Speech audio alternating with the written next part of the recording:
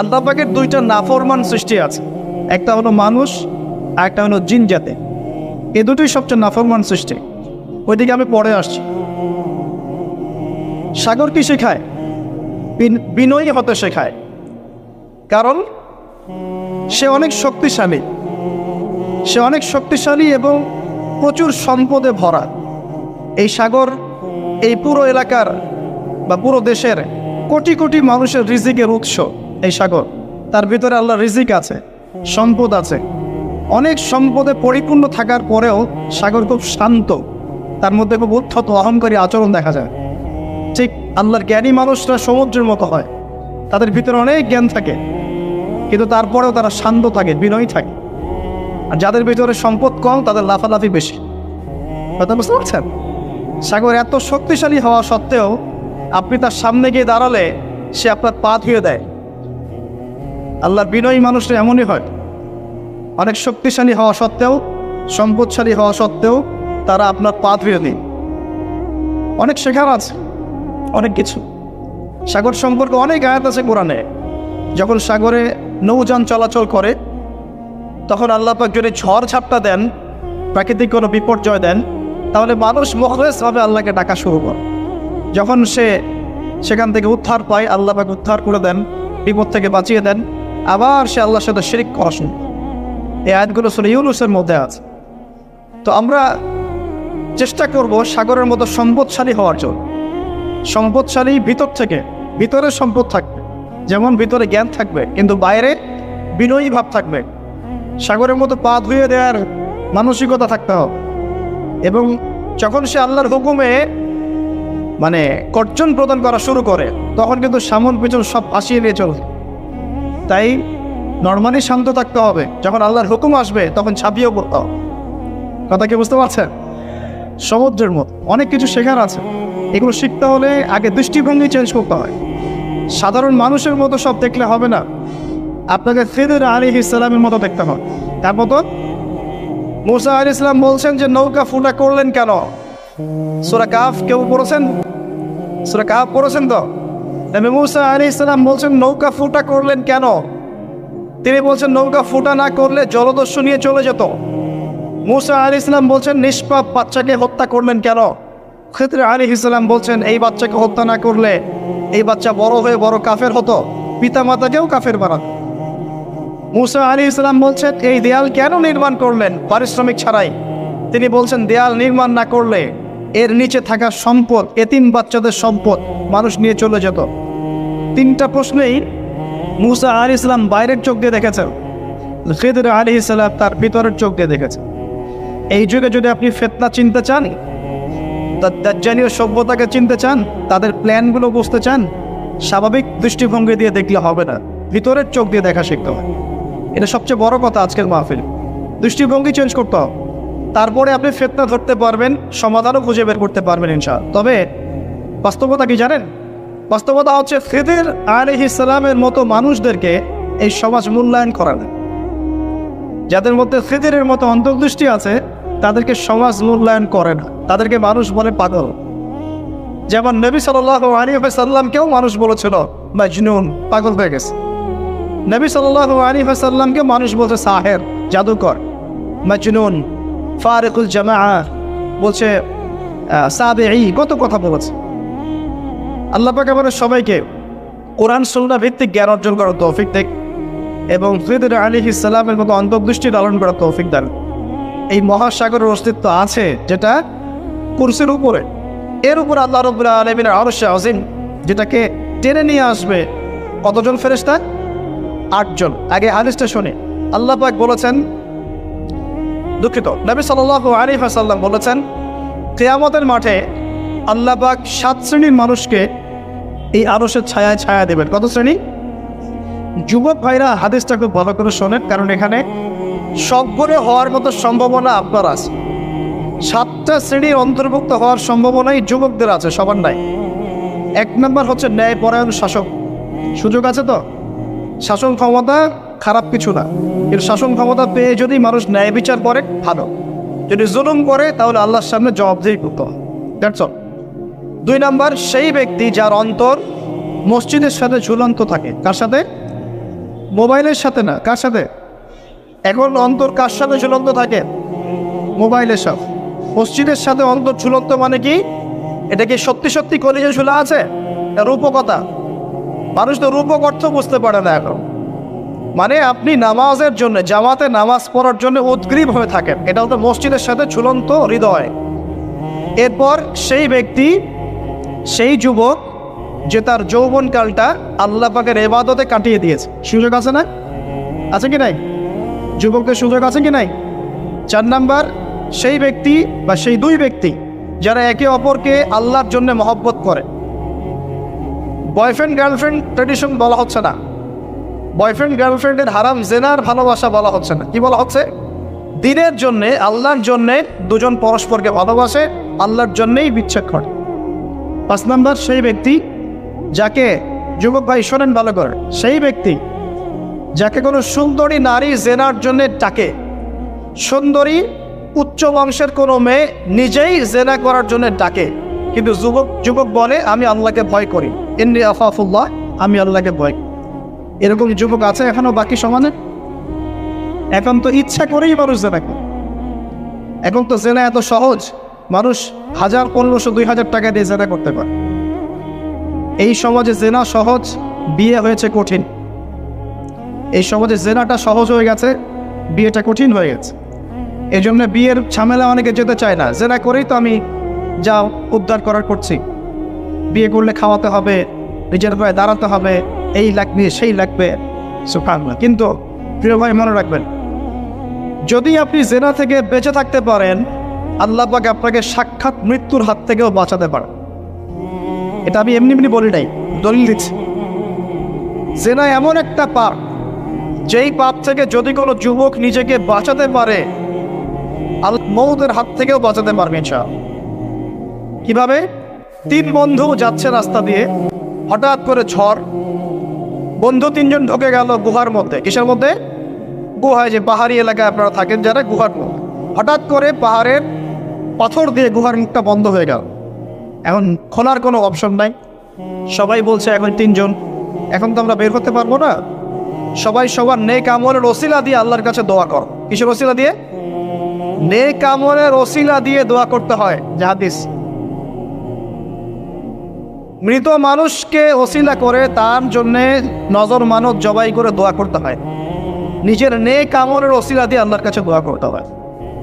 আল্লাহ পাক এখন দোয়া শুনলেন। একজন বলছে আমি আমার পিতা মাতাকে খুব খেদমত করতাম, তাদেরকে দুধ পান না করে দুধ পান করাতাম না, নিজেও করতাম না, ছেলেদেরকে করাতাম না। আল্লাহ এই কাজটা তোমার ভালো লাগলে আজকে গুহার মুখ থেকে পাথর সরিয়ে দাও। পাথর একটু সরে গেল। পাথর আল্লাহর কথা শোনে কিনা? শোনে না? সবাই আল্লাহর কথা শোনে। আগুন আল্লাহর কথা শোনে কিনা? ইব্রাহিমের জন্য আগুন ঠান্ডা হয়ে যায় নাই?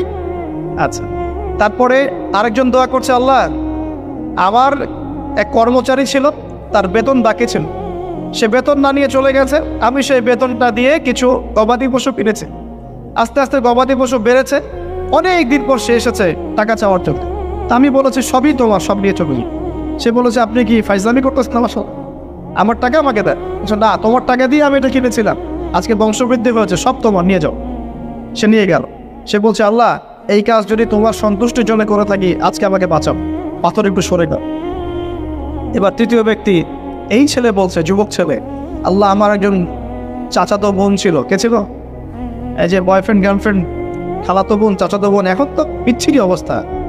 এখন এমন একটা অবস্থা, পশ্চিমা সভ্যতার রিপোর্টগুলো পড়ে দেখি, ভাইও বোনের সাথে জেনা করে না। ওদের ওখানে নিজের আপন পিতার দ্বারাও মেয়ে সেক্সুয়াল হ্যারাসমেন্টটা শেখাও। ওরা আমাদেরকে শেখায় এখন ভালো কোনটা মন্দ, আর আমরাও আমাদের মাথাটা কবে যে বিক্রি করে দিলাম। ওদের কাছ থেকে ভালো মন্দ শিখতে হচ্ছে, কোরআন সুন্নাহ বাদ দিয়ে ওদের কাছ থেকে ভালো মন্দ শিখতে হচ্ছে।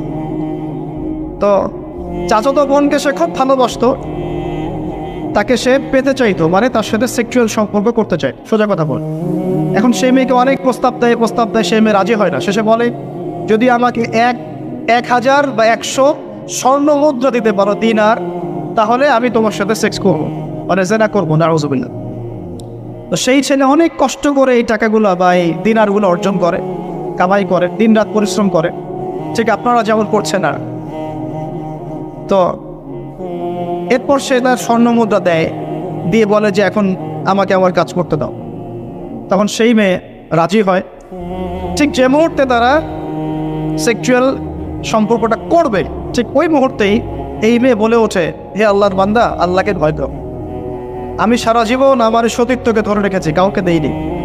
আমি কারোর সাথে এরকম অন্যায় করি নাই, আমি খারাপ মেয়ে নই, তুমি আমার ইজ্জতটা নষ্ট করো না।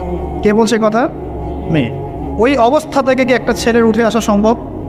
এটা কি এতটাই সহজ? এটা কিন্তু সহজ না। সত্যি কথা বলতে এই বিষয়টা কিন্তু এতটাও সহজ না। যারা অবিবাহিত তারা হয়তো বুঝতে পারবে না, বিবাহিতরা বুঝতে পারছে। তো ওই অবস্থা থেকে সেই টাকাগুলো না নিয়ে সেই স্বর্ণমুদ্রা মেয়েকে দিয়ে ওখান থেকে সেই ছেলে উঠে আসে আল্লাহর ভয়ে। সে এখন গুহার মধ্যে আটকা পড়েছে, আল্লাহকে বলছে, আল্লাহ ওই দিন ওই কাজ যদি তোমার সন্তুষ্টির জন্য করে থাকে, আজকে আমাকে মৃত্যুর হাত থেকে বাঁচাও। সমস্ত পাথর তপ করে সরে গেল। এটা কিন্তু কোনো গাল গল্প না, এটা বনু ইসরাইলের ঘটনা, সত্য ঘটনা। এই হাদিস থেকে আমি আপনাকে দলিল দিচ্ছি যে যদি জেনার মতো পাপ থেকে আমি সরে আসতে পারি, সাক্ষাৎ মৌত থেকে আল্লাহ বাঁচাতে পারে। প্রিয় ভাই, সেই যুবক আরো সে ছায়া ছায়া পাবে যে তার যৌবনকালটাকে আল্লাহর পথে কাটিয়েছে, এবং যাকে কোনো সুন্দরী মেয়ে জেনার জন্য আহ্বান করে, সে বলে আমি আল্লাহকে ভয় করব। আমরা তওবা করি, আমরা কোনো প্রকার জেনার পাবে যাব না ইনশাআল্লাহ। যদি হারাম কোনো সম্পর্ক থেকে থাকে, আজকেই এই নাম্বার ডিলিট করে ফেলতে হবে। আল্লাহ পাক তৌফিক দেন।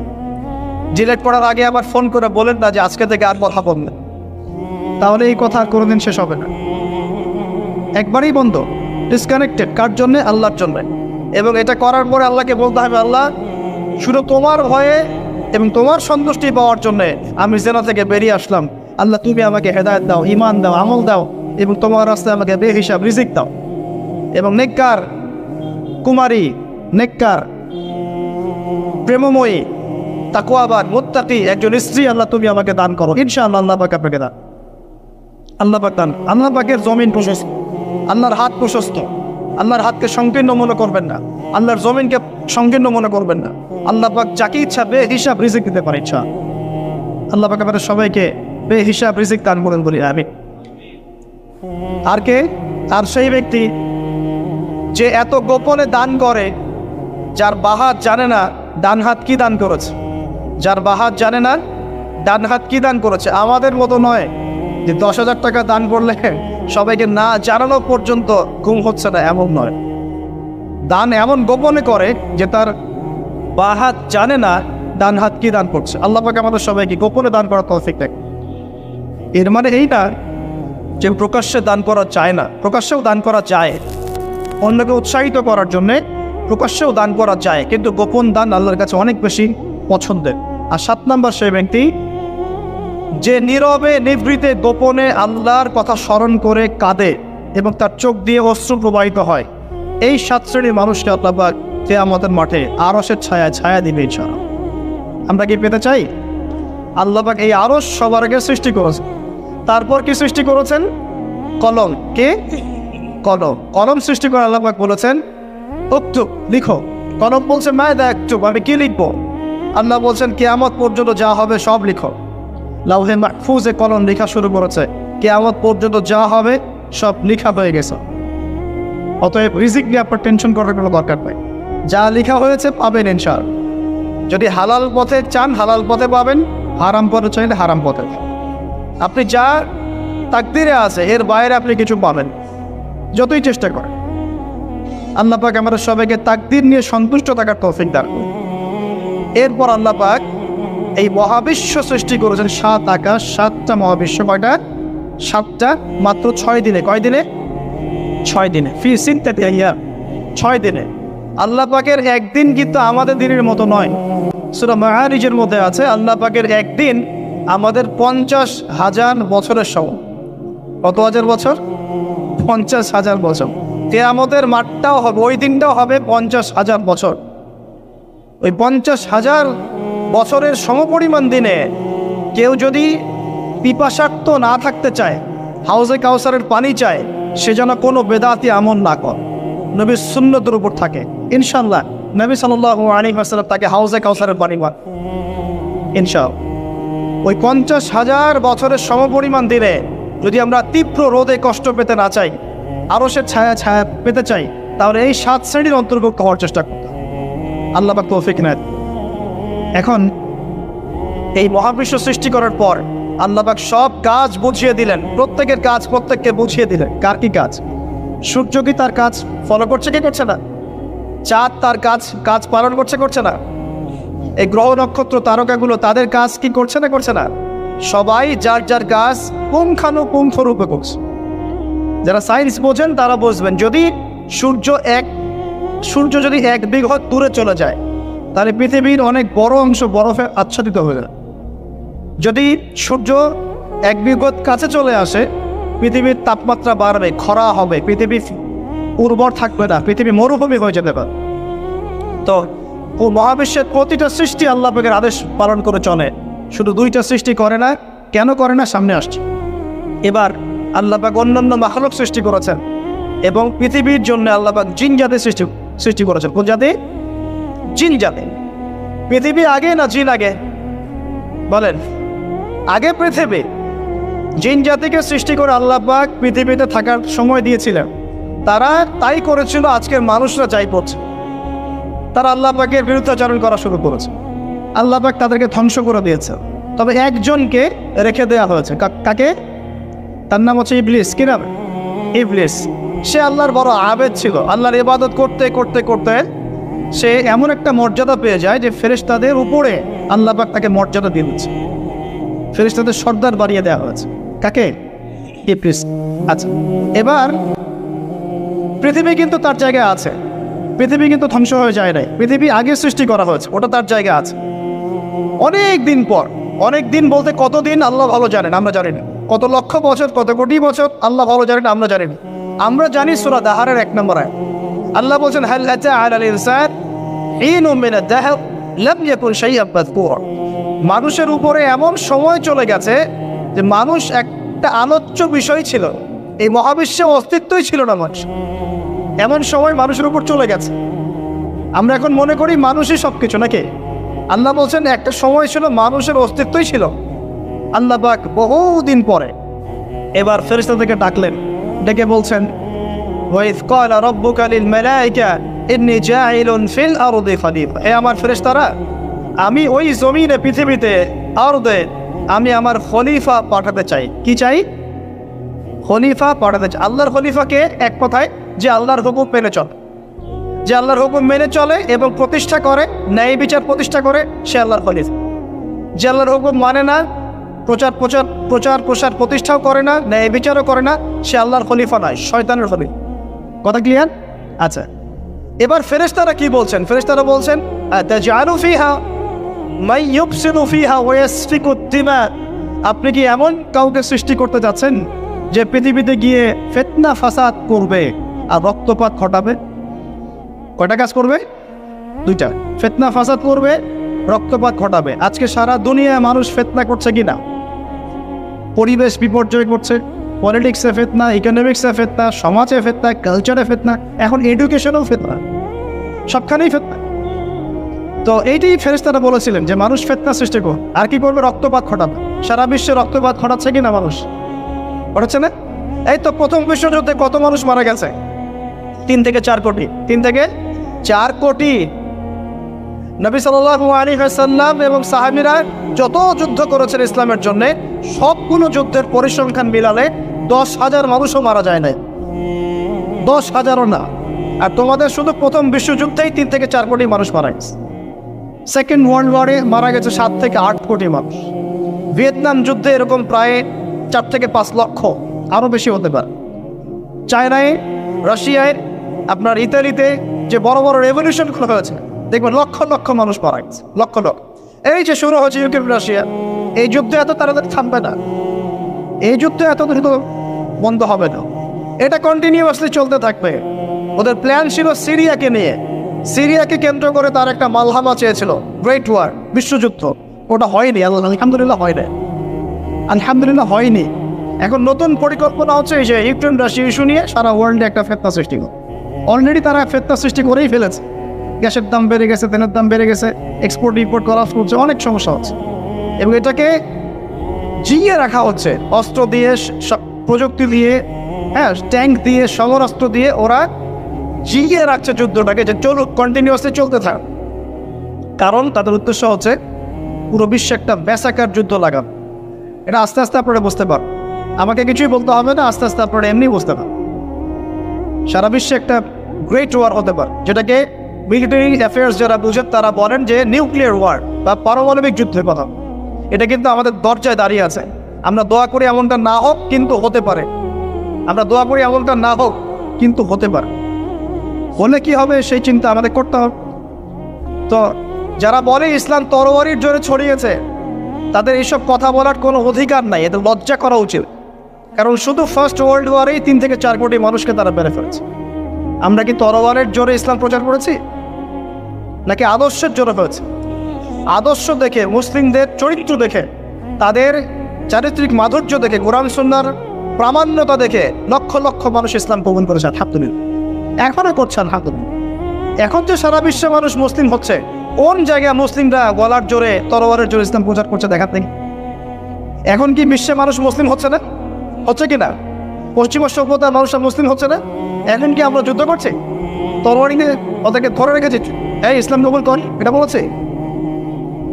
প্রিয় ভাইরা, এটা বলতে চাচ্ছিলাম, ফেরেশতারা বলেছেন রক্তপাত ঘটাবে আর ফাসাদ সৃষ্টি করবে। তারা কি সঠিক না ভুল? ফেরেশতারা সঠিক না ভুল? সঠিক। তারা কি গায়েব জানতেন? উত্তর না। তারা কিসের আলোকে বলেছেন? ওই যে বাসিরা, দূরদর্শিতা। জিন জাতি যা করেছে এরা তো তাই করতে পারে। আল্লাহ পাক কি বলছেন? আল্লাহ পাক বলছেন ইন্নী আ'লামু মা লা তা'লামুন, আমি যা জানি তোমরা তা জানো না। মানে আমার অনেক সুন্দর বান্দা থাকবে যারা আমার আনুগত্য করবে, আমার বিরুদ্ধাচরণ করবে। আমরা ওই বান্দাদের অন্তর্ভুক্ত হতে চাই, আল্লাহ পাক কবুল করুন। এটা বলে রাখি যে জান্নাতের 120টা কাতার হবে। কয় কাতার?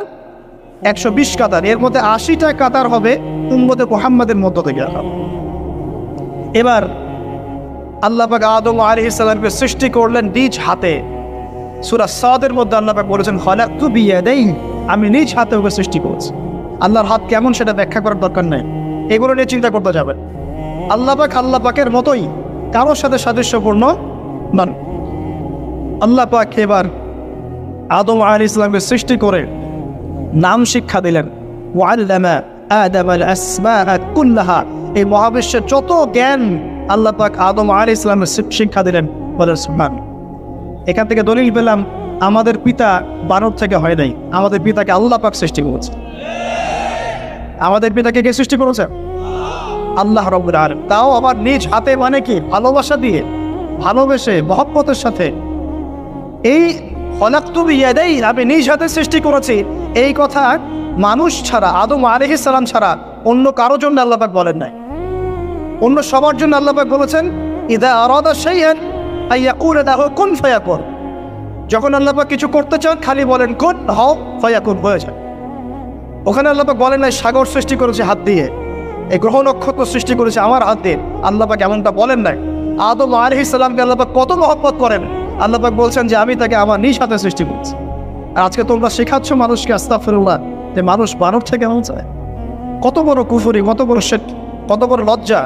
নিজের সম্মান মানুষ নিজেই নষ্ট করতে পারে, নিজের সম্মান নিজে নষ্ট করতে পারে। আমাদেরকে আল্লাহ সৃষ্টি করেছেন আদম আলাইহিস সালাম থেকে। তারপরে যান, শুধু সৃষ্টি করেন নাই, আল্লাহ পাক সমস্ত নাম শিক্ষা দিয়েছেন। নাম মানে এখানে শুধু নাম, মঙ্গল, নেপচুন, প্লুটো এগুলো না। নাম মানে হচ্ছে জ্ঞান। নাম মানে কি? জ্ঞান। একটা এক্সাম্পল দেই, যখন আপনি বাচ্চাকে বলেন যে A for Apple, A for কি? অ্যাপল যে শেখাচ্ছেন, অ্যাপল বলতে কিন্তু সে শুধুমাত্র একটা ওয়ার্ড শেখে না, ও কিন্তু শেখে অ্যাপল মানে একটা এমন কিছু যেটা খেতে হয়। কি করতে হয়?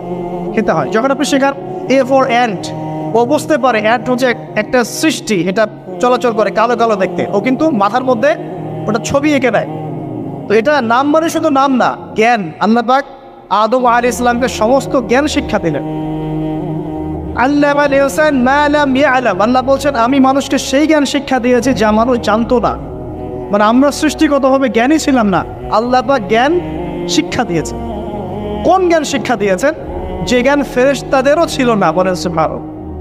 আল্লাহ পাক জ্ঞান শিক্ষা দিয়ে ফেরেশতাদের সামনে নিয়ে গিয়ে বলছেন তোমরা এই নামগুলো বলো দেখি। ফেরেশতারা বলছেন লা ইলমা লানা ইল্লা মা আল্লামতানা, আল্লাহ আমাদের তো সেই জ্ঞান নাই, যা আপনি শিখিয়েছেন অতটুকুই জানি, এর বেশি জানি না। এবার আল্লাহ পাক বলছেন, ইয়া আদম আম্বিহুম বিআসমাইহিম, আদম তুমি সব নাম বলে দাও দেখি। আদম আলাইহিস সালাম সমস্ত নাম ধর করে সব বলে দেন। আমাদের পিতা জ্ঞানী ছিলেন না ছিলেন না? আল্লাহ পাক নিজে তাকে জ্ঞান শিক্ষা দিয়েছে। আর আমরা বলছি মানুষ আস্তাগফিরুল্লাহ অন্য প্রাণী থেকে আসছে। সুবহানাল্লাহ, কত অদূরদর্শী মানুষেরা, কত সুদূর প্রসারী একটা কুফরি মতবাদ। এবার আল্লাহ পাক আদম আলাইহিস সালামকে বলছেন তুমি নাম বলে দাও, তিনি সব নাম বলে দিলেন। এবার গিয়ে আল্লাহ পাক ফেরেশতাদেরকে বলছেন এবার তোমরা একটা কাজ করো। ইয কুলনা লিল মালাইকাতি ইসজুদু লিআদম, তখন আল্লাহ পাক বলছেন যে আমি ফেরেশতাদেরকে বললাম তোমরা সবাই এখন আদমকে সিজদা করো। বলেন সুবহানাল্লাহ, কত সম্মান আমাদের পিতার।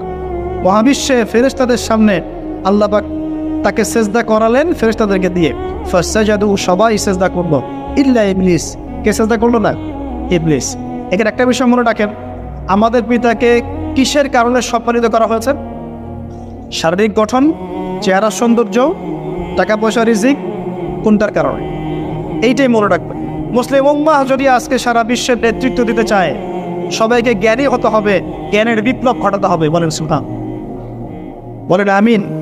এই জ্ঞানের বিপ্লব ঘটাতে পারলে ইনশাআল্লাহ মুসলিম উম্মাহ আবার সেই জায়গায় যাবে যেখান থেকে আমরা এসেছি। জ্ঞান ছাড়া আমরা কিচ্ছু করতে পারবো না। আর এই জ্ঞান মানে শুধু একমুখী শিক্ষা নয়, জেনারেল শিক্ষা, ইসলামিক শিক্ষা, এই দুটাকে হারমোনিয়াসলি কম্বাইন্ড করতে হবে, করে এমন জ্ঞান অর্জন করতে হবে যে জ্ঞান দিয়ে বিশ্বকে আমরা চ্যালেঞ্জ করতে পারি। এটাই এই বিশ্বের সবচেয়ে বড় চ্যালেঞ্জ এখন, মুসলিমদের সবচেয়ে বড় চ্যালেঞ্জ এখন এটাই। ইসলামিক শিক্ষা এবং জেনারেল শিক্ষাকে একত্রিত করে এমন প্রজন্ম তৈরি করা যে প্রজন্ম আগামী দিনে উম্মাহকে নেতৃত্ব দেবে। এই একটা কাজ যদি কেউ করে যেতে পারে, আল্লাহ পাক তৌফিক দেখ, আমরা দোয়া করে আল্লাহ পাক এমন নেতা আমাদের উপরে নিয়ে আসুক যারা এরকম প্রজেক্ট লঞ্চ করতে পারে। বলেন আমিন। দোয়া করতে কোনো সমস্যা? অথবা যদি কেউ হাল না ধরে, আল্লাহ পাক যেন এমন কিছু মানুষ তৈরি করে দেন যারা এই জ্ঞানতাত্ত্বিক বিপ্লব নিয়ে কাজ করবে। এটা সবচেয়ে ইম্পর্টেন্ট কাজ এখন। না হলে আজকে থেকে 20-30 বছর পরে এই প্রজন্মকে আপনি আর খুঁজে পাবেন। দেখবেন এমন প্রজন্ম চলে আসছে যারা বলবে আল্লাহর সাথে আমাদের কোনো সম্পর্ক নাই, নামাজ পড়বে না, রোজা রাখবে না, যাকাত দিবে না, আল্লাহকে চিনবে না। দেখে নিয়েন, আমরা দোয়া করি এমনটা না হোক, কিন্তু যদি আমরা হাল ছেড়ে দিই এখন, এমনটাই হবে। এটা খিদিরের দৃষ্টিভঙ্গি দিয়ে আপনাদেরকে বললাম, জ্ঞানতাত্ত্বিক রেভলিউশন দরকার। যদি কেউ কোনো উদ্যোগ না গ্রহণ করে, অ্যাটলিস্ট বাসায় পারিবারিকভাবে হলেও আপনাকে শেখাতে হবে সন্তান, কোনো অপশন নাই। এবার ফাসাজাদু, সবাই সিজদা করেছে ইল্লা ইবলিস। ইবলিস করে নাই। কেন করছে না? ইবলিসের সমস্যাটা কি? ইবলিসকে আল্লাহ পাক জিজ্ঞাসা করছেন, মা মানাআকা আল্লা তাসজুদা ইযা আমারতুক, আমি তোমাকে আদেশ করলাম আদমকে সিজদা করতে, কে তোমাকে নিষেধ করলো সিজদা করতে? ইবলিস বলছে বেশি চালাক, বেশি বোঝে যারা, অতিরিক্ত বুদ্ধিজীবী। ইবলিস ছিল বেশি বুদ্ধিজীবী। ইবলিস ছিল কি? অতিরিক্ত মাত্রার বুদ্ধিজীবী। আচ্ছা না, আমাদের সমাজের কোন কিছু মানুষ, ও বলছে খালাকতানি মিন নার, আমাকে সৃষ্টি করেছেন আগুন দিয়ে। আগুন তো সুপিরিয়র মাটির চাইতে। খালাকতাহু মিন তিন, আর আপনি এই আদমকে সৃষ্টি করেছেন মাটি থেকে, কাদা মাটি দিয়ে। আমি কেন আদমকে সিজদা করতে চাই? যুক্তি, অতি যুক্তিবাদী, অতি বুদ্ধি। আল্লাহ পাক বলছেন ফাখরুজ মিনহা ফাইন্নাকা রাজিম, এখান থেকে বের হয়ে যাও, তুমি অভিশপ্ত। ফাইন্না আলাইকা লা'নাতা ইলা ইয়াউমিদ্দিন, আমার আদেশ লঙ্ঘন করার কারণে কিয়ামত পর্যন্ত তোমার উপর লানত, অভিশাপ বসবে। আল্লাহ পাক তাড়িয়ে দিলেন, একদম থ্রোন অ্যাওয়ে। আমরা বলি না আউযু বিল্লাহি মিনাশ শাইতানির রাজিম, রাজিম শব্দের মানে হচ্ছে বিতাড়িত, থ্রোন অ্যাওয়ে, কার্সড, যাকে অভিশাপ করা হয়েছে। এবার ভালো করে শোনেন প্রিয় ভাই, ইবলিসের এই স্টেটমেন্টগুলো শোনেন। এবার ইবলিস বলছে রব্বি আনজিরনি ইলা ইয়াউমি ইউবআসুন, এই স্টেটমেন্টটা ভালো করে শোনেন। ইবলিস বলছে রব্বি, হে আমার রব। ইবলিস বলছে রব্বি, হে আমার রব। ইবলিস বলছে রব্বি, হে আমার রব, আমাকে অবকাশ দিন। আনজিরনি, আমাকে অবকাশ দিন। ইলা ইয়াউমি ইউবআসুন, কিয়ামত দিবস পর্যন্ত। ইবলিস আল্লাহকে বিশ্বাস করে কি করে না? ইবলিস আস্তিক না নাস্তিক? বলেন। ইবলিস বলছে রব্বি। রব্বি মানে কি? হে আমার রব। রব্বি মানে রব না, রব্বি মানে আমার রব। রব্বুন মানে রব, রব্বুহু তার রব, রব্বুহুম তাদের রব, রব্বুকা মানে তোমার রব, রব্বুকুম মানে তোমাদের রব, রব্বি মানে কি? আমার রব, রব্বুনা আমাদের রব। এটা গ্রামার, বুঝতে পারছেন? ইবলিস বলছে রব্বি মানে কি, হে আমার রব, আনজিরনি আমাকে অবকাশ দিন, ইলা ইয়াউমি ইউবআসুন কিয়ামত দিবস পর্যন্ত। ইবলিস আস্তিক না নাস্তিক? তাহলে এখন বলেন তো, আমরা যারা দুনিয়াতে আল্লাহকে অস্বীকার করছি তারা ইবলিসের চেয়ে বড় না ছোট? দলিল দিলাম তো, নাকি এমনি এমনি বললাম? আচ্ছা, আল্লাহ পাক বলছেন যাও, ফাইন্নাকা মিনাল মুনজারিন, তোমাকে অবকাশ দেওয়া হবে, কারণ কিয়ামত পর্যন্ত সময় আল্লাহর কাছে খুব বেশি কিছু না। একদিনেরও কম, অল্প সময়, একটা সকাল একটা সন্ধ্যার মুখ। ঠিক আছে, দিলাম, যাও। এবার ইবলিস চ্যালেঞ্জ করছে। এই চ্যালেঞ্জটা আমাদের সবাইকে মনে রাখতে হবে, সারা জীবন ইবলিসের এই স্টেটমেন্টটা মনে রাখতে হবে। সেটা কি? ইবলিস বলছে ফাবিমা আগওয়াইতানি, সূরা আরাফ পড়ে দেখবেন। ইবলিস বলছে ফাবিমা আগওয়াইতানি, আপনি যে আদমের কারণে আমাকে আজকে বের করে দিলেন জান্নাত থেকে, লা কুউদান্না লাহুম সিরাতাল মুস্তাকিম, আমি সেই আদমের সরল পথে ওত পেতে বসে থাক, চুপটি খাপটি মেরে বসে থাক, খাপটি মেরে ওর জন্য বসে থাক। আর সুম্মা লাতিয়ান্না মিন বাইনি আইদিহিম, আমি অবশ্যই তার সামন থেকে আসবো। সুম্মা লাতিয়ান্নাহুম মিন বাইনি আইদিহিম, আমি আদম সন্তানদের সামন থেকে আসবো, সামন থেকে মানে সরাসরি ওয়াসওয়াসা দিন। ওয়া মিন খালফিহিম, পেছন থেকে আসবো মানে পিছন থেকে ওয়াসওয়াসা দিন। ওয়া আন আইমানিহিম, ডান দিক থেকে ওয়াসওয়াসা দিন। ওয়া আন শামাইলিহিম, বাম দিক থেকে আসবো। ওয়া লা তাজিদু আকসারাহুম শাকিরিন, আপনি বেশিরভাগ আদম সন্তানকে শুকরগুজার পাবেন। ইবলিস ঠিক বলেছে না ভুল বলেছে? বেশিরভাগ মানুষ নামাজ পড়ে না, বেশিরভাগ মানুষ সুদ খায় কি খায় না, বেশিরভাগ মেয়ে এখন বেপরদায় চলে কি চলে না, বেশিরভাগ মানুষ এখন অন্যায় করে কি করে না, বেশিরভাগ মানুষই আল্লাহ থেকে দূরে চলে। ইবলিস কিন্তু ঠিকই বলেছে, ঠিক বলে নাই? আচ্ছা, আল্লাহ পাক বলছেন ঠিক আছে যাও, তোমার চ্যালেঞ্জ তোমার জায়গায়, তবে আমার বান্দারা যদি সারা জীবনও অন্যায় করার পরে একবার, যদি খালি একটা বার মন থেকে তাওবাতুন নাসুহা মানে প্রকৃত তওবা করে, খালেস তওবা করে, আল্লাহর কাছে ফিরে আসে, বলে আস্তাগফিরুল্লাহ, আল্লাহ আমাকে মাফ করে দাও, রব্বিগফির ওয়ারহাম, আল্লাহ মাফ করো, ক্ষমা করো, আস্তাগফিরুল্লাহ আল্লাযী লা ইলাহা ইল্লা হুয়াল হাইয়্যুল কাইয়্যুম ওয়া আতুবু ইলাইহি, বা আমার কাছে একটা বার যদি মাফ চায়, ক্ষমা চায়, তার সারা জীবনের গুনাহ আমি মাফ করে দেব। আর কি চাই? এই বললাম না আমাদেরকে ভালোবেসে আল্লাহ সৃষ্টি করছে। এবার ইবলিস চলে গেল, আর আদম আলাইহিস সালামের পাঁজর থেকে আল্লাহ পাক সৃষ্টি করলেন হাওয়া আলাইহিস সালাম। বলে সুবহানাল্লাহ। কারণ সঙ্গিনী ছাড়া আমরা চলতে পারবো না। পারবো? যারা চিরকুমার সঙ্গে নাম লেখাচ্ছ, এগুলো থেকে বের হয়ে আসো। এখন চিরকুমার থাকার টেন্ডেন্সি মানুষের, চিরকুমার থাকতে হবে কেন? সঙ্গীত দরকার আছে কি নাই? আছে। একা একা লাগে, মানুষ একা একা চলতে পারে না। ইব্রাহিম আলাইহিস সালাম একা চলে আসছেন, তার সাথে সারা আলাইহিস সালাম ছিলেন। আমাদের নবীজি যখন একা, তার সাথে খাদিজা রাদিয়াল্লাহু আনহা ছিলেন। ঠিক আছে? ঠিক একইভাবে আদম আলাইহিস সালাম একা একা জান্নাতে, আল্লাহ পাক তার পাঁজর থেকে সৃষ্টি করলেন কাকে? হাওয়া আলাইহিস সালাম। বলে রাখি, হাওয়া আলাইহিস সালাম ছিলেন পৃথিবীর সবচেয়ে সুন্দরী নারীদের একজন। দুজন নারীকে সবচেয়ে সুন্দরী বলা হয়। কয়জন? একজন হাওয়া আলাইহিস সালাম, আর একজন ইব্রাহিম আলাইহিস সালামের স্ত্রী সারা আলাইহিস। মনে থাকবে? এখানে মনে রাখবেন, নিজে যদি পবিত্র থাকেন, নিজের চরিত্রকে পবিত্র রাখেন, ইনশাআল্লাহ আপনি সব দিক থেকে ভালো একজন মেয়ে পাবেন। নিজের চরিত্র ঠিক থাকবে না, জেনা করবেন, 10 ঘাটের পানি খেয়ে আসবেন, দেখবেন যাকে বিয়ে করেছেন ও 15 ঘাটের পানি খেয়ে আসে। সতর্ক থাকবেন। আল্লাহ পাক হেফাজত করুন, বলি আমিন। এবার তারা দুজন জান্নাতে থাকতে লাগলেন। আল্লাহ পাক বলছেন, একটু মনোযোগ দেন, আল্লাহ বলছেন যে তোমরা দুজন জান্নাতে থাকো। ফাকুলা মিনহা রাগাদান হাইসু শি'তুমা, জান্নাতে যা ইচ্ছা তোমরা খাও, কোনো সমস্যা নেই, থাকো, খাও। ওয়ালা তাকরাবা হাদিহিশ শাজারা, কিন্তু একটা আদেশ করছি তোমাদেরকে, এই যে গাছটা দেখছো, এই গাছের কাছেও যাবে না। শব্দগুলো বোঝার চেষ্টা কর।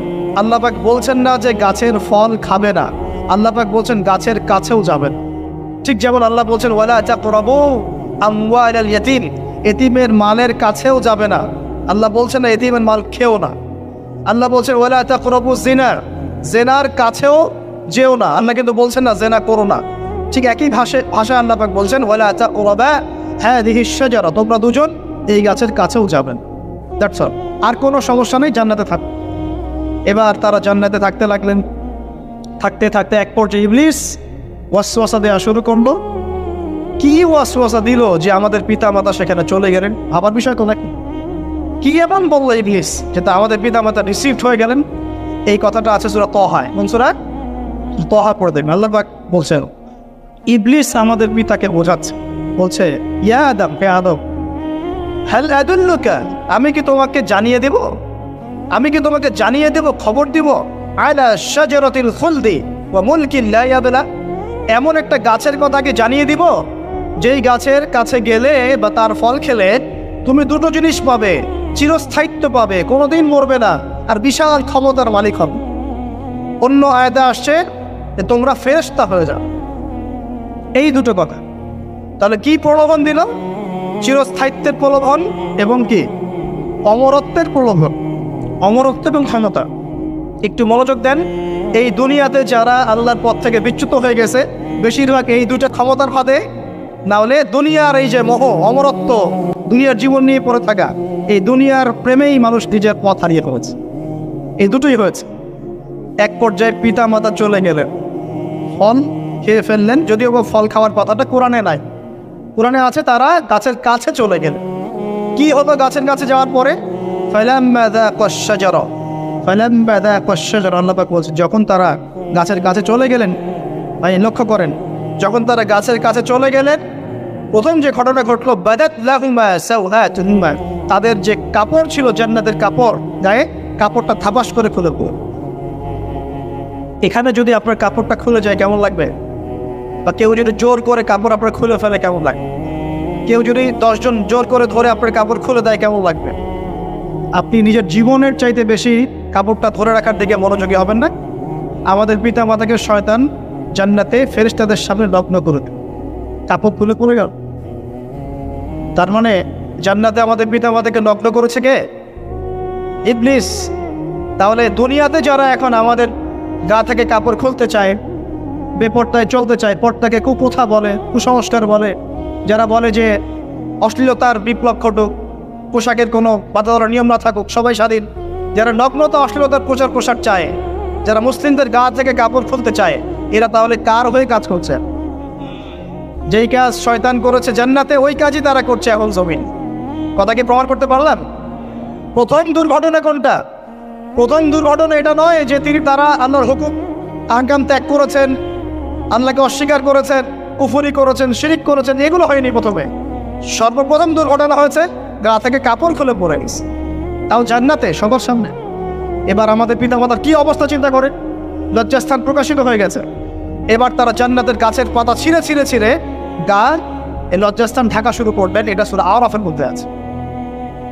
এবার আল্লাহ পাক তাদেরকে বললেন, আলাম আকুল লাকুমা, আমি কি তোমাদের দুজনকে বলি নাই, ইন্নাশ শাইতানা লাকুমা আদুউম মুবিন, শয়তান তোমাদের স্পষ্ট শত্রু, আমি কি তোমাদেরকে বলি নাই?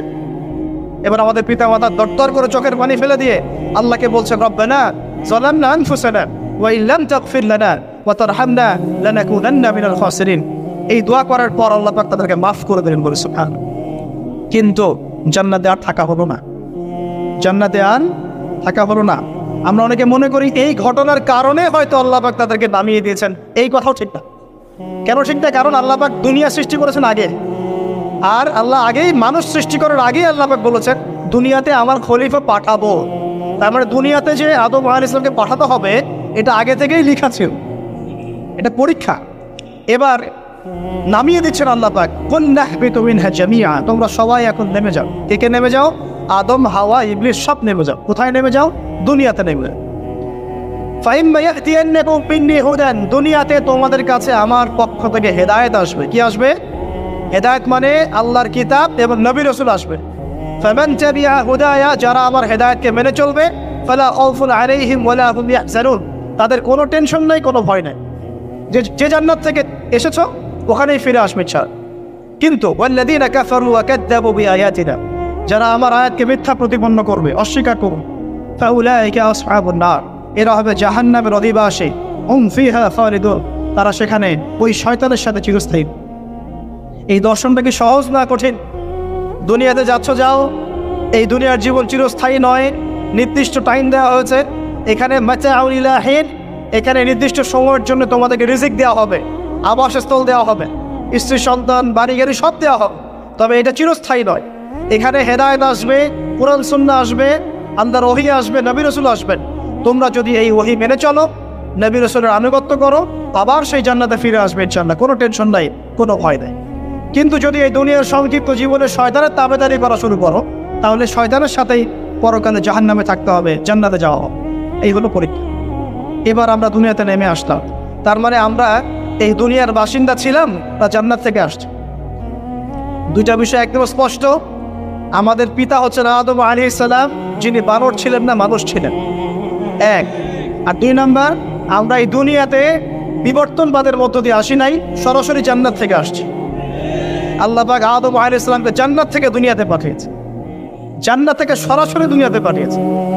বরং কোরআন এর উল্টা কথা বলেছে। কি কথা? কোরআন সূরা বাকারায় বলছে একটা জাতি ছিল, তার নাম বনু ইসরাঈল। কি নাম? এই বনু ইসরাঈলের মধ্যে একটা দলকে আল্লাহ পাক বলেছিলেন শনিবারের দিনে মাছ ধরবে না। কি বলেছেন?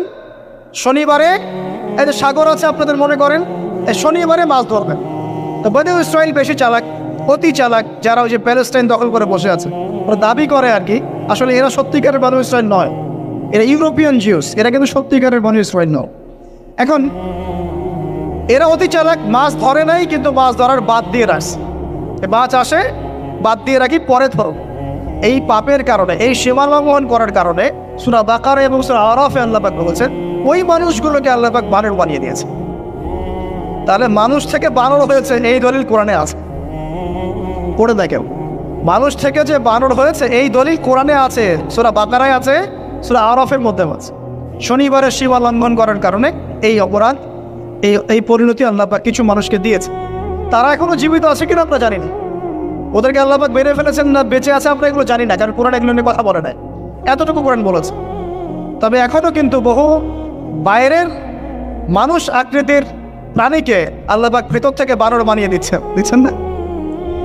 এটা নিয়ে একটা কথা বলতে চাই, সেটা হলো কিয়ামতের আগে আগে আরও কিছু মানুষকে আল্লাহ পাক কিন্তু শূকর এবং বানরে পরিণত করে। এই হাদিসটা কি জানেন? হাদিসটা শুনে রাখে, এটা আখিরুজ জামান বা কিয়ামতের আলামত সংক্রান্ত হাদিসগুলোর মধ্যে পাবেন। আল্লাহ রাসূল সাল্লাল্লাহু আলাইহি ওয়াসাল্লাম বলেছেন কিয়ামতের আগে আগে আমার উম্মতের মধ্যে, ভালো করে শোনেন, কিয়ামতের আগে আগে আমার উম্মতের মধ্যে একদল মানুষ বের হবে যারা মদ পানকে হালাল মনে করবে। কাকে? মদ পান করাকে হালাল মনে করবে, যারা বাদ্যযন্ত্র, গায়িকা, নায়িকা এগুলো নিয়ে নর্তকী নাচাবে রাতের বেলা, এগুলোকে হালাল মনে করবে, যারা অশ্লীলতা, বেহায়াপনাকে জায়েজ করে নিবে। ঠিক আছে, এরকম কয়েকটা পাপের কথা বলে নবীজি বলছেন একদিন সকালবেলা আল্লাহ পাক তাদেরকে ঘৃণিত বানরে পরিণত করবে। এটা হবে সামনে, কখন কিভাবে হবে আল্লাহ ভালো জানে। এবার আমি কনসেপ্টে চলে আসি। এই যে পৃথিবীতে নেমে আসলাম, তাহলে আমরা কোত্থেকে আসছি ভাই? আমরা কি পৃথিবীর অধিবাসী ছিলাম? আমরা জান্নাতে ছিলাম, ওখান থেকে আল্লাহ পাক পাঠিয়েছে। এবার পৃথিবীতে এসে আদম আলাইহিস সালামের যুগে খুব একটা দুর্ঘটনা ঘটে নাই, একটা ঘটেছে। কয়টা? একটা। ভাই হাবিলের কুরবানি কবুল হয়, কাবিলের অন্তর্দাহ হয়, জ্বালা হয়। কেন হাবিলেরটা কবুল হবে, কাবিলের কেন হচ্ছে না? এই হিংসার বশবর্তী হয়ে কাবিল হাবিলকে হত্যা করে ফেলে। হত্যা করে লাশটা দাফন করার পদ্ধতিও তার জানা ছিল না। আল্লাহ কাককে পাঠালেন, কাককে দেখে সে শিখল। প্রথম দুর্ঘটনা হচ্ছে হাবিল কাবিলের দুর্ঘটনা। বলে রাখি, আজকেও নিজের ভাইয়ের বেশে বহু কাবিল মুসলিম সমাজের মধ্যে ঘুরে বেড়ায়। নিজের ভাইয়ের লেবাসে, পোশাকে, সুরতেই বহু কাবিল এখনও কিন্তু মুসলিম সমাজে ঘুরে বেড়ায়। তো আমরা কাবিলদেরকে কাবিলের পরিণতি সম্পর্কে সচেতন করতে চাই। হাবিল বলেছিল তুমি যদি আমাকে মারতে আসো, আমি তোমাকে মারার জন্য হাত বাড়াবো না। হাবিল জান্নাতে যাবে আর কাবিল জাহান্নামে যাবে। কেন কাবিল জাহান্নামে যাবে? নবীজি বলেছেন পৃথিবীর প্রথম হত্যাকাণ্ড সংগঠিত করেছে কাবিল। এ কারণে পৃথিবীতে যত খুন হবে সমস্ত খুনের পাপের একটা অংশ কাবিলের আমল নামায় যোগ করা হয়। বলে নাউজ। একটা কথা মনে রাখবেন, সদকায়ে জারিয়া যেমন আছে, গুনাহে জারিয়াও আছে। একটা মদের দোকান দিয়েছেন, যত মানুষ মদ খাচ্ছে সমস্ত গুনার একটা অংশ আপনার কাঁধে আসছে। সিনেমা হল করেছে, মানুষ সারাদিন নেকটা ছবি দেখে, নগ্ন ছবি দেখে, যত মানুষ এখানে পাপ করবে সমস্ত পাপের একটা অংশ আপনার কাঁধে যায়। আবার একটা মাদ্রাসা করেছে, যত মানুষ এখানে দ্বীনি ইলম শিখবে এই নেকির একটা অংশ আপনি পাবেন। মরে গেলেও কবরে পাবেন। এটি আল্লাহ পাক আমাদের সবাইকে সদকায়ে জারিয়া করার তৌফিক দেন, গুনাহের জারিয়া থেকে বাঁচিয়ে রাখুন। খুব খেয়াল রাখবেন, আল্লাহ পাক আমাদের হেফাজত করুন বলি আমি। এবার ওই যুগ শেষ, নূহ আলাইহিস সালামের যুগ। এ যুগে আল্লাহর একই সুন্নাত। নূহ আলাইহিস সালাম 950 বছর দাওয়াত দিলেন, 40টা বা 80টা পরিবার ইসলাম কবুল করেছে, বাকিরা করেন। যারা করে নাই আল্লাহ পাক তাদেরকে ডুবিয়ে মারলেন, যারা করেছে আল্লাহ পাক উদ্ধার করলেন। সোজা কথা। আজকে সারা পৃথিবীতে যত মানুষ আমরা বেঁচে আছি না, আমরা কোনো না কোনোভাবে ওই 80 পরিবারের সদস্য। আমরা ভাই ভাই, আপনার ওই ফ্যামিলি 80 ফ্যামিলির অন্তর্ভুক্ত। কিরকম করে? নূহ আলাইহিস সালামের 4 সন্তান ছিল। কয় সন্তান? এক সন্তানের নাম হচ্ছে হাম। কি নাম? হাম। হাম ছিল একটু কালো বর্ণের। হামকে দিয়ে আফ্রিকার কন্টিনেন্টে যত মানুষ দেখছেন ব্ল্যাক স্কিনের, কালো স্কিন, এরা সবাই হামের বংশধর। মজা না বিষয়টা? মানুষের অস্তিত্ব পৃথিবীতে, ইতিহাস, এগুলো খুব ইন্টারেস্টিং টপিক। ইতিহাস পড়তে থাকলে আপনি ডুবে যাবেন। কত কিছু বিশ্বে হয়েছে আর কত কিছু হবে সামনে, সুবহানাল্লাহ। তখন আপনার অস্তিত্ব জানান দেবে যে আমি কত ক্ষুদ্র, মহাবিশ্ব কত বড়, আল্লাহ কত বড়, কত সময় চলে গেছে আর আমি এই সময় কি করছি। এক ভাইয়ের নাম শাম। এই শামকে কেন্দ্র করে এই আরবের যে মানুষগুলো আছে, আরব, অ্যারাবিয়ান, এরা শামের বংশধর। আরেক ভাইয়ের নাম ইয়াফাস। কি নাম? ইয়াফাস। ইয়াফাসের বংশধর হচ্ছে পশ্চিমারা, মানে রোমক যারা, তারা। আরেক ভাইয়ের নাম ছিল কেনান। কি নাম? কেনান। ইমান নিয়ে আসে নাই, ওই যে প্লাবনে ডুবে মরে গেছে। মরে যাওয়ার পরে আদম আলাইহিস সালাম বলেছিল, আল্লাহ আমার পরিবারের অন্তর্ভুক্তকে মাফ করে দাও। আল্লাহ বলেছেন, লাইসা মিন আহলিক, সে তোমার পরিবারের কেউ না। নবীর সন্তান হওয়ার পরেও ইমান না আনার কারণে সে জাহান্নামে গেছে। আর আমরা আর কি এমন মানুষ, অমুক আলেমের সন্তান, অমুক বক্তার সন্তান, হ্যাঁ, অমুক পীরের নবাবজাদা, অমুক তমুক, এইসব বড়াই করে লাভ নেই। আমল, আকীদা, ইমান যদি ঠিক না থাকে, আমাদের বংশ পরিচয় আমাদেরকে বাঁচাতে পারে, আমাদের দেশ, জাতীয়তাবাদ, বর্ণ বাঁচাতে পারে। যার যার কবরে তাকে তাকে চোখাও। নিজের আমল নিয়ে ফিকির কর, নিজের কবর নিয়ে ফিকির কর। অন্যের দিকে চোখ দেওয়া বন্ধ করেন, আগে নিজের কবর ফিকির কর। আল্লাহ পাক সবাইকে তৌফিক এনায়েত করুন। যারা বুদ্ধিমান তারা নিজেকে নিয়ে ব্যস্ত থাকে, যারা অহংকারী, উদ্ধত, এরা মানুষের পিছনে পড়ে যায়। আল্লাহ পাক আমাদের সবাইকে নিজের চেহারা আয়নায় দেখার তৌফিক দান করে। হ্যাঁ প্রিয় ভাইরা, নূহ আলাইহিস সালামের যুগ চলে গেল। 950 বছর দাওয়াত দেওয়ার পরে এই পরিণতি হয়েছে। এরপরে আসছে ইব্রাহিম আলাইহিস সালামের সময়। আল্লাহ পাক তাকে উদ্ধার করেছেন, অগ্নি পরীক্ষা থেকে বাঁচিয়েছেন, নমরুদকে আল্লাহ পাক ধ্বংস করেছেন। আল্লাহ পাক এরপরে এনেছেন আদ জাতির হুদ আলাইহিস সালাম এবং তার অনুসারীদেরকে আল্লাহ পাক বাঁচিয়েছেন, বাকিদেরকে ধ্বংস করে দিয়েছেন ঝড় দিয়ে, বায়ু প্রবাহ দিয়ে। সামুদ জাতি এসেছে, সামুদ জাতিকে আল্লাহ পাক ধ্বংস করেছেন বজ্রপাত দিয়ে, বিদ্যুৎ দিয়ে। আর সালেহ আলাইহিস সালাম এবং তার অনুসারীদেরকে বাঁচিয়ে দিয়েছে। ফেরাউনের যুগ এসেছে, আল্লাহ পাক মূসা আলাইহিস সালাম এবং বনু ইসরাইলকে বাঁচিয়েছেন, ফেরাউনকে ডুবিয়ে মেরেছেন লোহিত সাগরে। ঈসা আলাইহিস সালামের যুগ আসছে, একই সুন্নাত। ঈসা আলাইহিস সালামকে আল্লাহ পাক শুধু রক্ষাই করেন নাই, নিজের কাছে উঠিয়ে নিয়েছে। সুবহান। তিনি আবারও আসবেন পৃথিবীতে ইনশাআল্লাহ। যতদিন না তিনি আসছেন এবং এই পৃথিবীতে 40 বছর রাজত্ব না করছেন, কিয়ামত হবে না ইনশাআল্লাহ। যতদিন পর্যন্ত ঈসা আলাইহিস সালাম আবার ব্যাক না করছেন এবং এই জেরুজালেম থেকে সারা বিশ্বে খিলাফা কায়েম না করছেন, 40 বছর শাসন না চালাচ্ছেন, কিয়ামত হবে না ইনশাআল্লাহ। এটা সামনে অপেক্ষা করছে। এবং নবী সাল্লাল্লাহু আলাইহি ওয়াসাল্লামের যুগে আবু জাহেল, আবু লাহাব বা সাহেবাদেরকে আল্লাহ পাক ধ্বংস করেছেন, আল্লাহর নবী এবং সাহাবীদেরকে আল্লাহ পাক সম্মানিত করেছেন। আপনি কি পুরো হিস্ট্রির মধ্যে একটা সুন্নত দেখতে পাচ্ছেন, কমন সুন্নত? কি সুন্নত? প্রত্যেক যুগে যুগে যারাই আল্লাহর ওই যে বিধান মেনে চলেছে, সমকালীন নবী রাসূলদের আনুগত্য করেছে, আল্লাহ পাকের আনুগত্য করেছে, আল্লাহ পাক তাদেরকে উদ্ধার করেছেন দুনিয়াতেও পরকালে।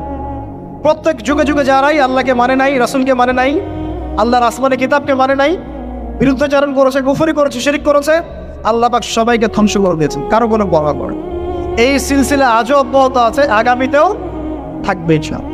এখন আমরা যারা এখন বেঁচে আছি, আমরা নবী সাল্লাল্লাহু আলাইহি ওয়াসাল্লামের ইন্তেকালের প্রায় 1450 বছর পরের মত। আল্লাহর নবী এসেছেন এমন সমাজে, যে সমাজে শিরকের পাপ চলছে, সুদের পাপ চলছে, দুর্নীতি চলছে, আপনার কন্যা সন্তানকে জীবিত হত্যা করা হচ্ছে, আপনার মাদক দ্রব্যের সয়লাভ চলছে, মেয়েদের অধিকার দেওয়া হচ্ছে না, হ্যাঁ, গোত্রীয় হানাহানি চলছে। ওই সমাজটাকে তিনি 23 বছরের মধ্যে পাল্টে ফেললেন। কত বছর? 23 বছর। কিভাবে পাল্টালেন? উত্তর, তিনি প্রথমে জ্ঞানের চর্চা করেছেন। কিসের চর্চা? জ্ঞানের। আল্লাহ পাক প্রথম ওহী নাযিল করেছেন, ইকরা বিসমি রাব্বিকাল্লাযী খালাক, পড়ুন আপনার রবের নামে যিনি আপনাকে সৃষ্টি করেছেন। নবী সাল্লাল্লাহু আলাইহি ওয়াসাল্লাম সাহাবীগণ কোরআনের 6টা হক আদায় করেছেন। কয়টা হক? 6টা। তারা কোরআন পড়া শিখেছেন। আমরা সবাই কোরআন পড়া শিখবো তো ইনশাআল্লাহ। তারা কোরআনের অর্থ শিখেছেন। আমরা কোরআনের অর্থ শিখবো তো ইনশাআল্লাহ। তারা কোরআনের আদেশগুলো মেনেছেন। আমরা কোরআনের সব আদেশ মানবো তো ইনশাআল্লাহ। তারা কোরআনের সমস্ত নিষেধগুলো বর্জন করেছে। আমরা নিষেধ বর্জন করবো তো ইনশাআল্লাহ। তারা কোরআনের দাওয়াত মানুষের কাছে পৌঁছে দিয়েছেন। আমরা কোরআনের দাওয়াত দিব তো ইনশাআল্লাহ। এবং 6 নাম্বার, তারা কোরআনের বিধানগুলোকে বাস্তবায়ন করেছে। আমরাও বাস্তবায়নের চেষ্টা করবো তো ইনশাআল্লাহ। এই 6টা হক আদায়ের ফলে 23 বছরের ব্যবধানে জাহেলি মক্কা একদম সোনালী মক্কায় পরিণত হয়েছে। 23 বছর পরের মক্কায় আপনি কোনো সুদ পাবেন, কোনো শিরক পাবেন, কোনো মূর্তি পূজা পাবেন, কোনো মেয়ের অবমাননা পাবেন, কোনো জেনা, কোনো ব্যভিচার, কোনো ধর্ষণ, কিছু পাবেন? 23 বছর পরের মক্কায় কোনো পাপ পাবেন। কিভাবে সমাজ পরিবর্তন হলো? এই কোরআনের হক আদায়ের মধ্য দিয়ে হয়েছে, নবীর সুন্নাত প্রতিষ্ঠার মধ্য দিয়ে হয়েছে। এরপর কি থেমে গিয়েছিল? উত্তর না। এরপর আবু বকর সিদ্দিকের যুগ এসেছে। প্রায় 2 থেকে 2.5 বছর তিনি শাসন কার্য চালিয়েছেন। ওই যুগে কি মানুষ আবার খারাপ হয়ে গিয়েছিল? উত্তর না, বরং ইসলাম আরও বেগবান হয়েছে আলহামদুলিল্লাহ। এরপর এসেছে ওমর রাদিয়াল্লাহু আনহুর যুগ। কত বছর? প্রায় 10 বছর। কত বছর? 10 বছর। এই 10 বছরে কি মুসলিমরা আবার খারাপ হয়ে গিয়েছিল? ওমর রাদিয়াল্লাহু আনহুর কোর্টের মধ্যে কি প্রতিদিন কেস আসতো? সারা বছরে একটা কেসও আসতো না। মানুষ এত ভালো ছিল, সারা বছরে একটা কেসও আসতো। বরং যারা রাষ্ট্রীয় পর্যায়ে দায়িত্বশীল ছিল তারা এসে বলতো যে আমাদের ভাতাগুলো বন্ধ করে দেন, বসে বসে বেতন নিব কেন, কোনো তো কেসই আসে না, বসে থাকতো কেন? এরকম সমাজ ছিল। একজন ব্যক্তি খুঁজে পাওয়া যেত না যে নামাজ পড়ে না, একজন মুসলিম পাওয়া যেত না যে জাকাত দেয় না সামর্থ্য থাকলে, এমন মুসলিম খুঁজে পাওয়া যেত না যে কোরআন পড়তে জানে না, হাদিসের চর্চা করে না, যে দাওয়াতি কাজ করে না, যে আল্লাহর মধ্যে দাওয়াতে জিহাদে আত্মনিয়োগ করে না, এমন মুসলিমই খুঁজে পাওয়া। এরপরে আসলো উসমান রাদিয়াল্লাহু আনহুর যুগ। ওই যুগে ফিতনা শেষের দিকে সৃষ্টি হওয়া শুরু হয়। কোন বিষয়কে কেন্দ্র করে? কোরআন সংকলনকে কেন্দ্র করে ফিতনা সৃষ্টি হলো। আতাতায়ীদের, বিদ্রোহীদের হাতে উসমান রাদিয়াল্লাহু আনহুকে নির্মমভাবে শাহাদাত বরণ করতে হয়েছে। তিনি প্রায় 12 বছর শাসন কার্য চালিয়েছেন। ইসলাম আরও এগিয়ে গেছে। এরপর এসেছে আলী রাদিয়াল্লাহু আনহুর যুগ। আলী রাদিয়াল্লাহু আনহুর খেলাফতে ওই উসমান রাদিয়াল্লাহু আনহুর ঘটনাকে কেন্দ্র করে, হত্যাকাণ্ডকে কেন্দ্র করে মুয়াবিয়া রাদিয়াল্লাহু আনহু এবং আলী রাদিয়াল্লাহু আনহু মাঝখানে একটা ব্যাটল, একটা যুদ্ধ হয়ে গেছে। এর নাম হলো সিফফিনের যুদ্ধ। কিসের যুদ্ধ? সিফফিন। যাই হোক, এক পর্যায়ে আলী রাদিয়াল্লাহু আনহুকে এরকম বিদ্রোহীদের হাতে, খারেজিদের হাতে শহীদ হতে হয়। বলেন ইন্না লিল্লাহি ওয়া ইন্না ইলাইহি রাজিউন। তারপরে হাসান রাদিয়াল্লাহু আনহু অল্প কয়েকদিন শাসন কার্য চালান। তারপর উম্মার ঐক্যের খাতিরে তিনি তার শাসন কার্যের ভারটাকে মুয়াবিয়া রাদিয়াল্লাহু আনহুর হাতে সুপুর্দ করে দেন, যা ছেড়ে দিলেন। মুয়াবিয়া রাদিয়াল্লাহু আনহুর সময় থেকে উমাইয়াদের শাসন শুরু হয়। উমাইয়ারা শাসন করেছে প্রায় 132 হিজরি পর্যন্ত। কত হিজরি? 132 হিজরি পর্যন্ত, প্রায় 92 ইয়ার্স, 90-92 বছর তারা শাসন করেছে। এই সময় ইসলাম আরও এগিয়ে গেছে, পিছিয়ে যায় নাই। ফিতনা এসেছে, দমন করা হয়েছে। মুসলিমরা বীর দর্পে বিশ্বের বুকে শাসন কার্য চালিয়েছে। এরপর এসেছে আব্বাসীয়দের খেলাফত। জাব নদীর যুদ্ধে উমাইয়াদের পরাজয়ের পরে আব্বাসীয়রা ক্ষমতায় আসে। তারাও ইসলামকে এগিয়ে নেওয়ার চেষ্টা করছিল, ইসলাম এগিয়ে যাচ্ছিল, জ্ঞান বিজ্ঞানের প্রসার হচ্ছিল। আলহামদুলিল্লাহ, ইসলাম পিছিয়ে যায় নাই, মুসলিমরা পিছিয়ে যায় নাই। সারা বিশ্বে দাপটের সাথে আমরা চলেছি। তারপর আস্তে আস্তে ওই আব্বাসীয়দের পতন শুরু হলো। কাদের হাতে? এই তাতারিদের হাতে, মঙ্গোলিয়ানদের। মাত্র 40 দিনের ব্যবধানে পুরো বাগদাদের মধ্যে প্রায় 20 থেকে 25 লক্ষ মানুষকে হত্যা করা হয়েছে। বাইতুল হিকমা ধ্বংস করে দেওয়া হয়েছে, লাইব্রেরি ধ্বংস করে দেওয়া হয়েছে, বইপত্রকে নদীতে ফেলে দেওয়া হয়েছে। তারা ছিল উগ্র জাতি। মঙ্গোলিয়ানদের নাম শুনে নাই? হালাকু খান নাম শুনেছেন? চেঙ্গিস খান, হালাকু খান নাম শুনে নাই? ওদের হাতে মুসলিমদের ব্যাপক দমন পীড়ন সহ্য করতে হচ্ছে। এভাবে যুগে যুগে তারপর ক্রুসেডাররা আসছে। ক্রুসেড 1টা 2টা 3টা ক্রুসেড হচ্ছে। আস্তে আস্তে উসমানীয়দের রাইজিং হয়েছে, ফাতেমি খেলাফত এসেছে, মামলুকদের শাসন এসেছে, এদিকে মোগলরা শাসন করেছে, কর্ডোভার দিকে আব্দুর রহমান তারা শাসন করেছে। মানে এক কথায় সারা বিশ্বে মুসলিম শাসন ছিল। অটোমান এম্পায়ার 1923 এই সময়ের দিকে, 1914 থেকে 1923 এই সময় পর্যন্ত অটোমান এম্পায়ার এই বিশ্বে ছিল। তারপর প্রথম বিশ্বযুদ্ধে যখন তারা রাশিয়ার পক্ষ নেয়, এরপরে ব্রিটেন যখন জয়লাভ করে, এই সময় থেকে মুসলিমদের ডমিনেটেড হওয়ার সময়টা শুরু হয়েছে। তারপরে মুসলিমরা আস্তে আস্তে রাষ্ট্র ভাগ করে ফেলেছে। প্রত্যেক রাষ্ট্র টুকরা টুকরা হয়ে গেছে, ইউনিটি নষ্ট হয়ে গেছে, রাষ্ট্রের ভিতরে বিভিন্ন ফাসাদ তৈরি করে দেওয়া হয়েছে। মুসলিমদের ঐক্য ভেঙে গেছে, ইকোনমি দুর্বল হচ্ছে, সব মিলিয়ে আজকে মুসলিমদের আজকে এই অবস্থা হয়েছে। আমাদের এখন যুবকরা চিনে না আল্লাহকে, নামাজ পড়তে মানুষ খুঁজে পাওয়া যাচ্ছে না, যাকাত দেওয়ার মানুষ পাওয়া যায় না, রমজান মাসে পার্ট টাইম রোজা রাখেন, পার্ট টাইম তারাবি পড়ে, পার্ট টাইম জুমায় আসে, পার্ট টাইম ঈদে নামাজ পড়ে। প্রজন্ম আস্তে আস্তে এই জায়গায় চলে আসছে, আল্লাহকে চিনে না, রাসূলকে চিনে না, ইসলামের হিস্ট্রি জানে না, আমাদের শেকড় জানে না। এমনি এমনি হয়নি, লাস্ট 100 বছরে এই জায়গায় আমরা আসছি। লাস্ট 100 বছরের হিস্ট্রিকে ভালো করে পড়ে দেখবেন, বলার সময় নাই এখানে।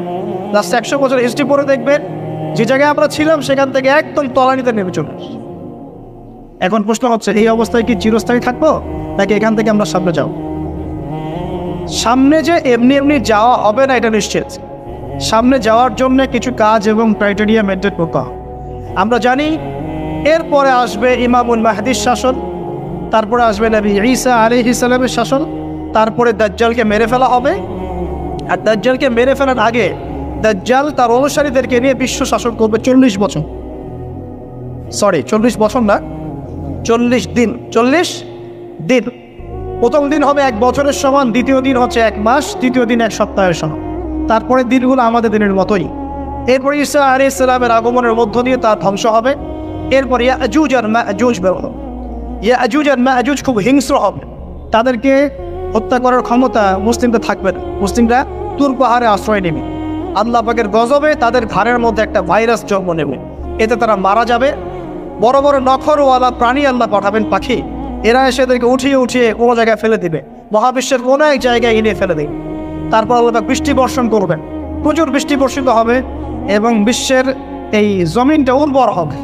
তখন একটা ডালিম দেখেছেন, একটা ডালিম একটা পরিবার খাবে, একটা ডালিমের খোসার মধ্যে একটা পরিবার আশ্রয় নিতে পারে, এত বড় বড় ফসল হয়। 40 বছর ঈসা আলাইহিস সালাম এই বিশ্বকে শাসন করবে ন্যায়ের ভিত্তিতে, আদালতের ভিত্তিতে। ঘাটে মহিষে 1 ঘাটে পানি খাবে, বাঘে মহিষে 1 ঘাটে পানি খাবে, কেউ কারো জুলুম করবে না। এরপর তার বিয়ে শাদী হবে, সন্তান হবে এবং তার ইন্তেকালও হবে স্বাভাবিকভাবে, এবং তাকে দাফন করা হবে নবী মুহাম্মদ সাল্লাল্লাহু আলাইহি ওয়াসাল্লামের কবরের পাশে, রওজার পাশে। এরপরে মানুষ আবার খারাপ হওয়া শুরু করবে, এতটা খারাপ হবে যে মানুষ রাস্তার মোড়ে মোড়ে জেনা ব্যভিচারে লিপ্ত হবে না, কুকুর শেয়ারের মতো। এই অবস্থায় পশ্চিম দিক থেকে সূর্য উঠবে এবং ব্যবসায়ী ব্যবসা করতে বসেছে, কাপড় খুলেছে, এই কাপড় গুটিয়ে নেওয়ার আগে কিয়ামত হয়ে যাবে। একজন ব্যক্তি পানির বোতল খুলেছে, পানি মুখে দেওয়ার আগেই কিয়ামত হয়ে যাবে।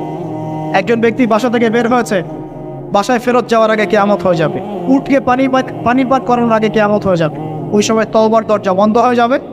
এই ইসরাফিল আলাইহিস সালাম সিংহায় ফুঁক দিয়ে দিবেন, মহাবিশ্ব ধ্বংস হয়ে যাবে।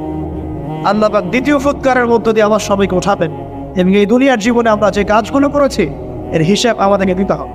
সেদিন যদি আমরা আল্লাহর কাছে প্রত্যেকটা কাজের হিসাব দিতে পারি, কোরআন সুন্নাহর উপর থাকতে পারি, আল্লাহর বিধিবিধান মেনে চলতে পারি, এই কারাগারের জীবনে আল্লাহর বিধান মেনে চলতে পারি, ইনশাআল্লাহ যেই জান্নাত থেকে আসছি আবার সেখানে ফিরে যাব।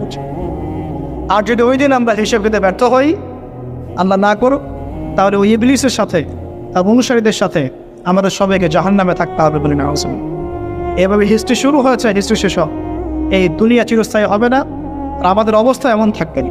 এখন শেষ কথা হচ্ছে, এই অবস্থা থেকে উত্তরণের জন্য আমাদের কি করণীয় হচ্ছে? উত্তর, আমাদের প্রথম দরকার জ্ঞান চর্চা। কি দরকার ভাই? জ্ঞান চর্চা, প্রচুর জ্ঞান চর্চা প্রয়োজন। জ্ঞান নাই কিছুই করতে পারবো। দ্বিতীয় কাজ হলো আমাদের সবার দরকার জানা অনুযায়ী আমল করা। জানা অনুযায়ী আমল করা, যে যত বেশি জানি আমল করার চেষ্টা করি, আল্লাহ পাক তৌফিক দান। এরপর দরকার আদর্শ পরিবার গড়ে তোলা। পারিবারিক আদর্শ সুন্দর হলে পরে সমাজটা সুন্দর হবে। আল্লাহ পাক আমাদের সবাইকে আদর্শ পরিবার গড়ার তৌফিক দান। দিনদার মেয়েকে বিয়ে করবেন, দিনদার ছেলেকে বিয়ে করবেন, অল্পে তুষ্ট থাকবেন, পরিবারের বিষয়ে সবর করবেন এবং সন্তানদেরকে মানুষ করে দেওয়ার চেষ্টা করবেন। এরপর দরকার আমাদের হালাল রিজিক। সবাই যদি হালাল রিজিকে সন্তুষ্ট থাকি, সমাজের মধ্য থেকে অন্যায় এমনি অটোমেটিক কমে যাবে ইনশাআল্লাহ।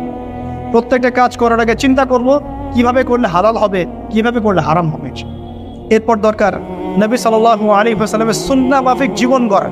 24 ঘন্টার দিন রাতে যে কাজগুলো আছে, এই কাজগুলোকে নবীর সুন্নাত অনুযায়ী করার চেষ্টা করব। আল্লাহ পাক তৌফিক দান।